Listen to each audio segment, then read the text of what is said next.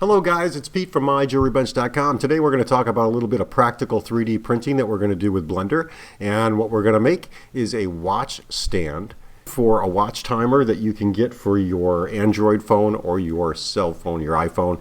And this stand is going to beat test any mechanical watch. Let's get started. Hey guys, don't forget to like, share, and subscribe. If you're not already a subscriber, consider hitting the subscribe button so that you'll get notified every time I put up a new video. Here is that I need to make a little stand. This stand is going to be used to hold a mechanical watch with or without a band. In this little hole will be a microphone. That microphone will be connected to a cable going to an iPad or an iPhone in my case. And this stand is going to be generated. We're going to use Blender to make this, and we are going to export it out to our slicer and then 3D print it on either my Elegoo Mars or my Epax X1. So this is a good practical way that you can use your printer to make something that you might want to need. The reason I'm doing this is because the watch timer, I believe, is about $3 or $5 on the App Store, and the microphone costs about $10. So I want to build this so I can test it against my $500 watch timer and see if this works just as good when sometimes I go out to a store location where I might spend some time with another retailer. I might want to bring this with me so that I don't have to move all my really good equipment around to do watch testing. So here's the diagram of what I want to make. The top part is the platform. This little hole right here is going to be where the microphone is going to sit. This part of the frame is going to be the bottom part of the stand and the back part of the stand. This is the top part, obviously, and then I'm going to add some holes in the side here and along the back side, which you'll see when we do the design, so that I'm not wasting too much resin when I do the 3D print. So this is kind of what I'm shooting for. I already have some dimensions in mind, and I'm going to put this aside so that we can get back to our Blender application. And let's get rid of the diamond here. I'm going to go turn on my key casts somewhere over here, wherever they are. Okay, here we go. So I'm going to turn on my key casts, and you can see here in the bottom, this is where we have our mouse buttons. If I press the key, press the space bar, you can see it says space there, so that you guys can see what I'm using. And I'm going to leave that right there on the right side. Now, to get started, I'm going to zoom out a little bit here. I'm going to add in a cube. So I'm going to hit Shift A. I'm going to go to Mesh and then Cube. I'm going to size this down. Keep bringing that down to about here. Let's go over to Items so I can see how big it is. Right now I've got 39 millimeters square. And like I said, I already have some dimensions in place. And what I want to do is basically make the top part of my watch holder, the base or the top frame that'll hold the watch. I want that to be about 40 millimeters ish by about, I'm going to say maybe 70 millimeters. And I need this to be probably about maybe 5 millimeters thick. Just kind of going by, 5 millimeters thick will be good. So I'm going to change this to be 40 millimeters by 70 millimeters, and I'm going to make this I'll make it 5.5 millimeters. So here's my top platform. This is going to be the part where the watch sits on. Now I'm going to move that up, and I am going to duplicate this, Shift D, press Enter, and I'm going to bring that down, and I'm going to rotate that along the X-axis. The X-axis is this red line here, so I'm going to hit RX90. I'm going to rotate it 90 degrees. Now I don't need it to be, that tall. It needs to be shorter. So I'm going to hit SZ and I'm going to size this down to about here. And I'm going to move it over to the side. And if I go into my perspective view and let's see, press the 3 key, you can see we're kind of along the edge there. Press 1. And I'm going to make that a little bit smaller. SX, I'm going to make this just a shade smaller, maybe right about there. Okay. You can play with the dimensions either using your mouse key and your keyboard or right here. So there's my base, and what I want to do is I want to make this sit above my desk approximately maybe 60 millimeters. So I want the distance between the top of the base and the bottom frame to be 60 millimeters. Now to do that, I'm going to take a look at this. We're going to kind of size this along the, let's see here, Control A, rotation and scale. If I look at this on the z-axis, you can see we're 54.5 millimeters. I'm going to make this 60 millimeters, and I'm going to bring that down just a little bit so that I'm not overlapping my base. I'm going to move this out just a hair, just like that for now. You'll see why later. And now I need to add in some legs, and these legs are going to basically hold, you can see here, they're going to hold the frame up. We need to have some side support to give us some strength, but these legs need to hold it steady. So these legs here, I'm going to add in 2 cubes. So I'll just start with 1. Shift A, mesh, and a cube. I'm going to size this down to 5 millimeters by 5 millimeters by 5 millimeters. There's my cube. And let's just kind of rotate my screen here. And what I want to do now is mirror this object so that I can make 2 legs exactly the same and put them along the bottom. So I'm going to apply a modifier to this little cube that I just made. The modifiers tool is a little wrench here. So I'm going to select that. I'm going to hit add modifier, come down to mirror, and I want to mirror this along the x-axis, which it's already selected. Now you'd think that it's going to mirror it. Now if I grab it, I move it around, you can see I still have just the one item. So I'm going to hit Command Z to cancel that, or Control Z on a window computer. I'm going to go into edit mode. I'm going to make sure that everything is selected. And now when I move this along, you can see it duplicates it along the x-axis. I'm going to press 1 on my keypad.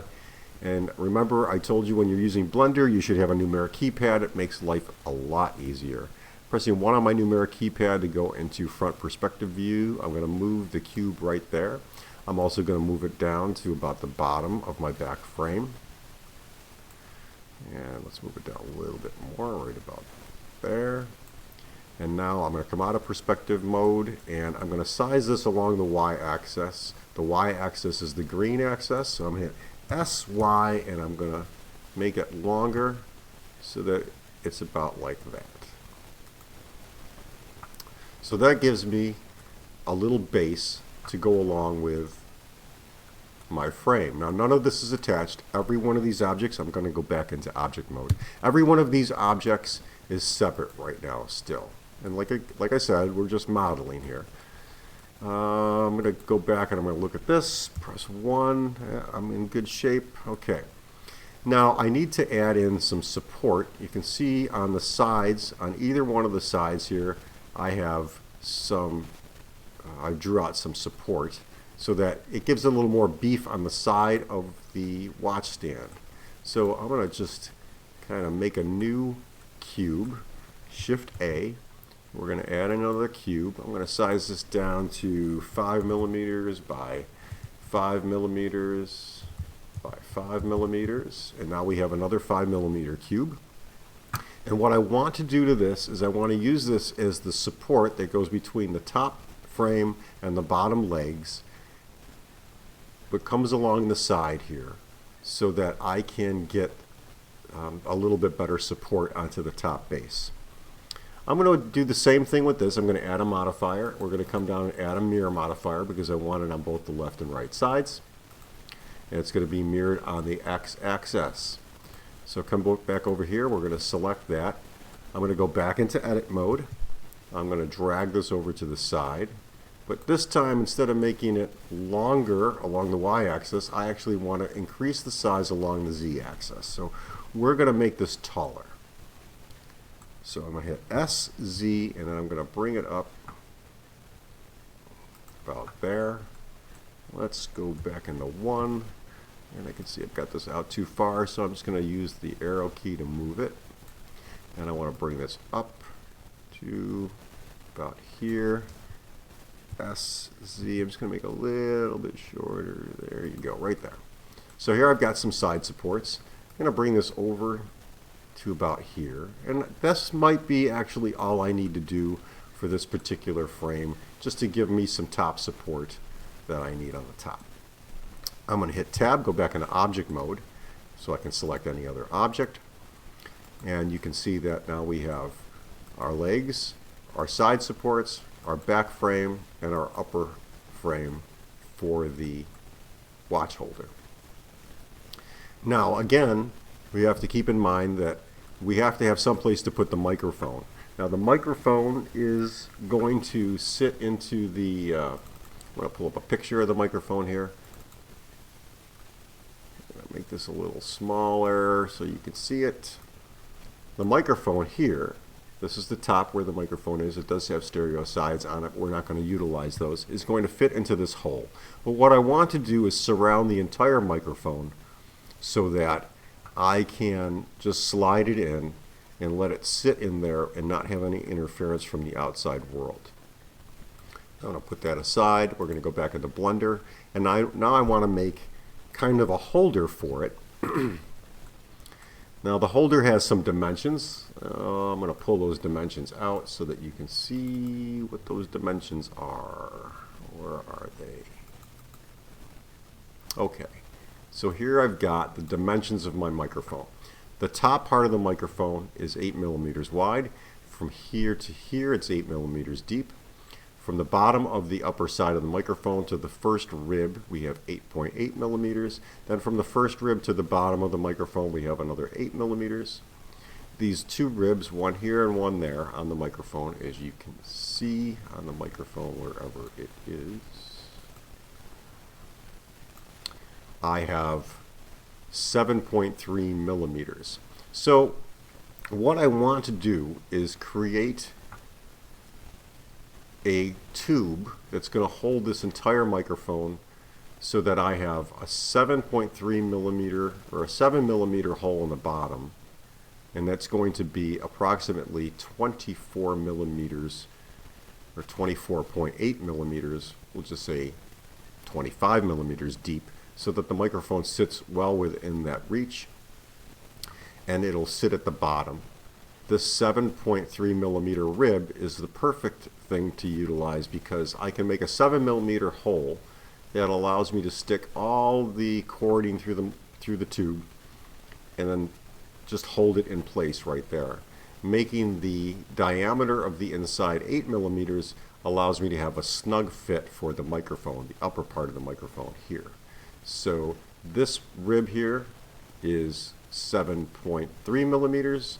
The outer diameter of the microphone up here is 8 millimeters, and I'm probably just going to make a tube that's 8 millimeters in diameter on the inside. Let's get back to Blender, and I'm going to hide, well, we're going to actually move everything over a little bit. So let me select all of this and just kind of move it over right about there. And now I'm going to hit Shift A, and I'm going to create the tube. So I want a tube that's approximately 8 millimeters in diameter. So we're going to get a mesh, cylinder. I'm going to give this a little bit of dimension. So we're going to smooth this out to 100 vertices. And then I am going to make this, let's say 11 millimeters by 11 millimeters by 11 millimeters. Okay. Now, like I said, here's our 11 millimeter tube. We can close this up. And what I want to do is I want to make sure that there's an 8 millimeter hole in this, but the bottom of it has to be 7 millimeters. So there's a couple tricks I got to do. We know this tube has to be approximately 25 millimeters long. So along the z-axis right here, I can say this has to be 25 millimeters. And that's good, except I need this to be the outside of my tube, so I'm going to make this 28 millimeters, and that's perfect for what I want. Now I'm going to duplicate this. To make that 8 millimeter hole, I'm going to Shift D, press Enter, and now we've duplicated our tube. I'm going to move that up a little bit, and I'm going to make this 8.1 millimeter. I'm going to make this 8.1 millimeter, and I'm going to make this 25 millimeters. So we know that we're 25 millimeters. And just to compensate a little bit, let's make that 25.4 millimeters, just so I have a little space in there. That also allows me to deal with any problems I have with shrinkage on my 3D print. So I'm going to select the first tube. I'm going to press 1 to go into perspective mode. Now let's do it from here. I'm actually going to select a function in Blender 2.8, which is wireframe, where I can move my first or my second one down to about here. And that's about where I want it. So if I come back over to the normal view, you can see here's our cutout. Here's the first tube that we're going to make. I'm going to take the cutout and select that, hold the shift key down, select what I want from the tube, and now I'm going to remove that using the Boolean tool. So I'm going to come over to Edit, Boolean Difference, and now I've created a tube all the way through that. So that's pretty cool. Now what I want to do is I want to make a 7 millimeter hole on the bottom of this. So we're going to add in another cylinder. I'm going to hit Shift A, go down to Mesh, Cylinder, and I'm going to size this down to 7 millimeters by 7 millimeters, and I'm just going to say 7 millimeters.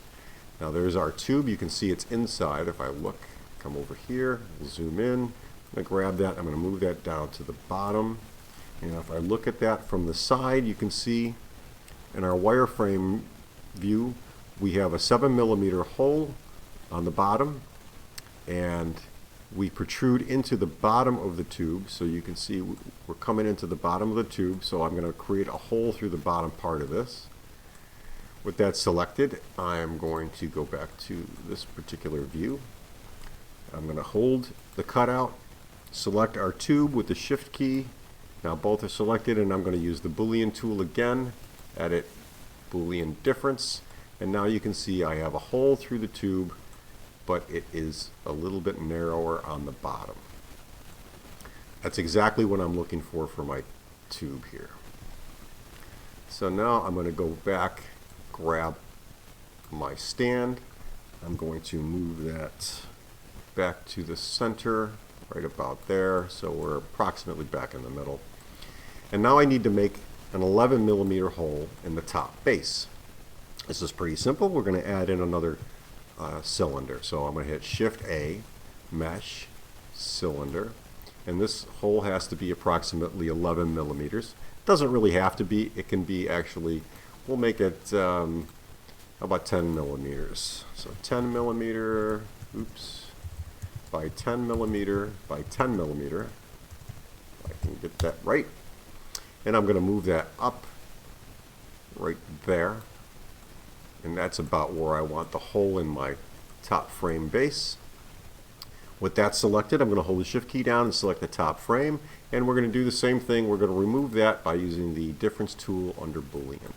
And now I've removed that 10 millimeter hole, which wasn't big enough, so we're going to Control Z. And I'm going to move that. Remember, Control Z or Command Z will remove the last functions you have. Make sure that you go through the base, which I did this time. I'm going to select both items and then Boolean Difference. And now I've got a hole through my base, which I can take my tube and move all the way up to about there. And now I have a hole for the microphone. So if we look at the microphone again, you can see the microphone is going to fit right in the top. This little base that's a little smaller is going to fit through the bottom or get held in place on the bottom, giving me a perfect snug fit for the microphone, and the watch will sit on the top here. To give you an idea of what I mean by this, the microphone is going to sit in this hole. I'm actually just going to make a new cylinder. We're going to size this down to, let's see, let's take a 40 millimeter watch. See, that's usually 15 millimeters thick. So if this was our watch case and we put it on the base just like this, it's going to be sitting on top of that microphone, and that microphone is going to pick up the beats. That's kind of what I'm looking for. I'm just going to delete that. So now I've got my model designed, and it's just about ready to basically assemble together into one model, and that way I can 3D print it. However, we have to be conscious of how we're going to print this and how much resin we're going to lose. So in this model, what I want to do is I want to create a bezel on the back side of this. So my back frame, I'm just going to move it out of the way. I'm going to go into edit mode.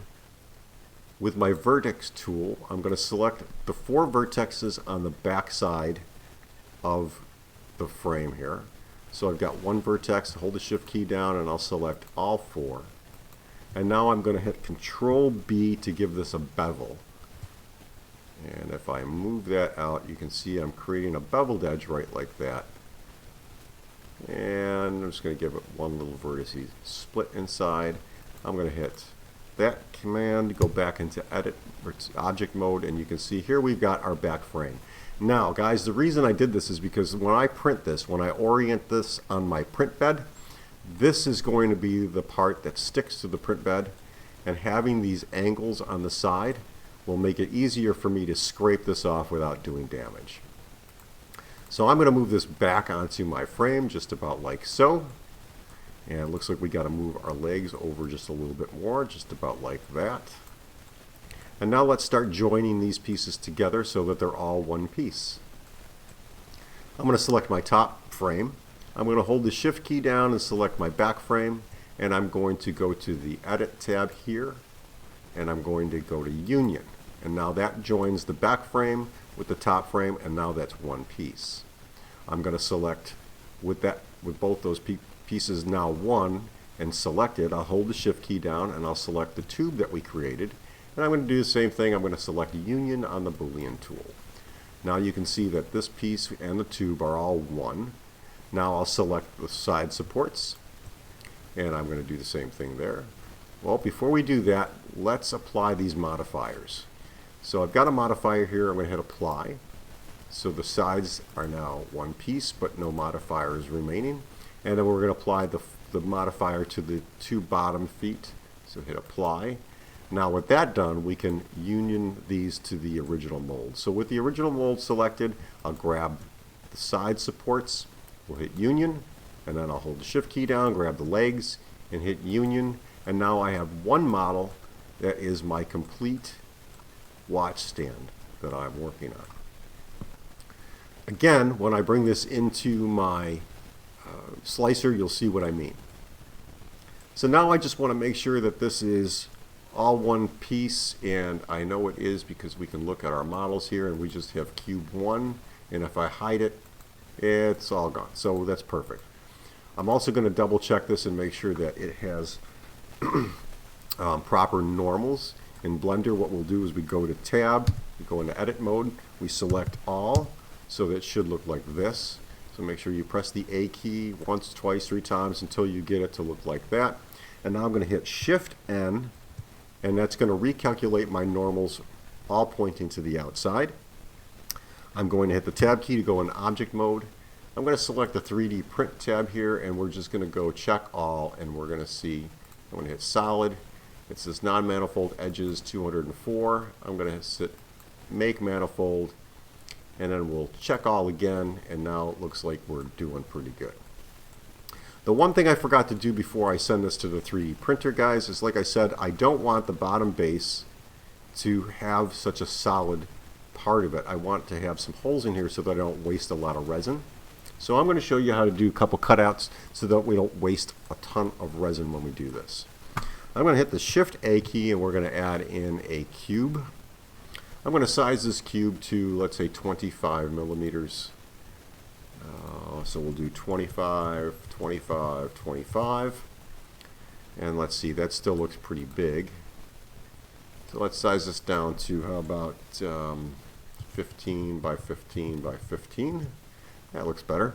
I'm going to move this cube over to the back so that it's kind of sitting inside the back cover of this watch holder, or the back part of the frame. And I am going to, actually I'm going to make this a little smaller. Let's make this 12 millimeters. 12 by 12 by 12. Now we're going to go over and we're going to add in a modifier to that cube. Just the cube, not the whole watch holder. So with the cube selected, I'm going to add modifier, and I'm going to hit mirror. And I'm going to hit mirror along the X and the Z axis. I'm going to hit the tab key to enter edit mode, and now when I move this up, we should get one that way. When I move this over, we should get it there. And that creates 4 cubes that are going through the back part of my model. I want to make these a little longer, so I'm going to hit S, Z, and I'm just going to scale them up a little bit, about like so. I'm going to hit the tab key to go into object mode, and now I can move this as one object. And I'm going to move it right about here. Maybe bring it down just a little bit so it's symmetric, so you can see the cubes protruding through the back frame of the watch holder. I'm going to hit apply, and we're going to apply this modifier. And now what I want to do is I want to use these cubes to cut holes in our watch holder. So with the cube selected, I'm going to hold the shift key down and select our watch holder. I'm going to come over to the edit menu, or the edit tab, and then hit Boolean difference. And now you can see I just poked 4 holes through the back part of this watch holder, and that's going to reduce the amount of resin I'm going to print with, saving me some resin. If I go into edit mode, select all, shift N, we're going to make sure the normals are correct. Now I'm going to go back into object mode. We're going to do that again, export as an STL.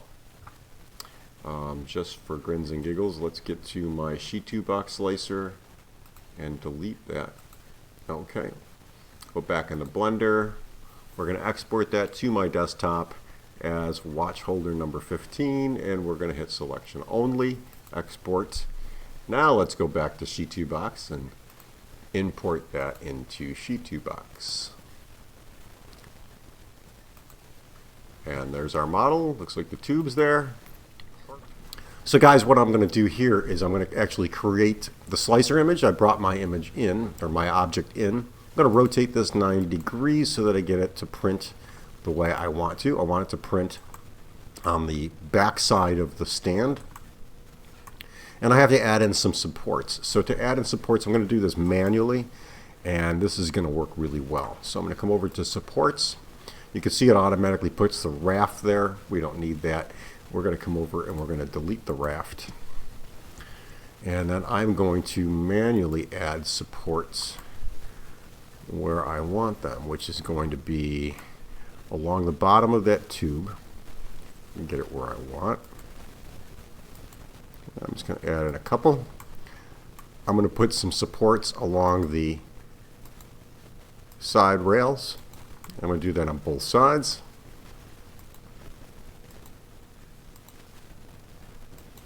And that's pretty good. That's pretty much all I need. And then I'm going to go back into the main section of sheet 2 box, and I am going to place, or is it right here, place on plate. So now what that does is it allows me to print the stand on the build plate, but have supports along the parts that I think are going to be vulnerable to warping. Now, the next step is to go to settings. We've selected our gray resin, and I'm printing at 0.05, obviously. Bottom layer count 5 at 60 seconds. I would probably say I jump that up to maybe 8 layers at 70 seconds just to give me a little bit extra support, but this actually prints pretty well, and I'm going to leave it at that. And again, we have anti-aliasing at 4. Close that, and then slice.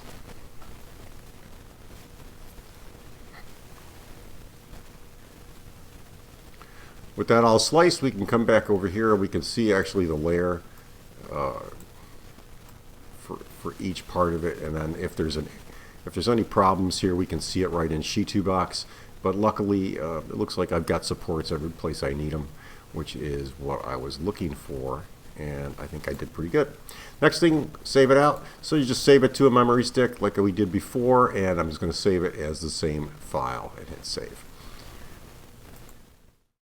Well guys, that completes part 1. I'm going to start the print now. We're going to get this going. I've already filled the vat with gray resin, and I've leveled my build plate. when we're off and running. If you like this video, please give it a thumbs up. If you can, share it on social media, share it with anybody you know who might be interested. And if you're not a subscriber, please consider subscribing so you get notified every time I put up a new video. Thanks for watching, and have a great day.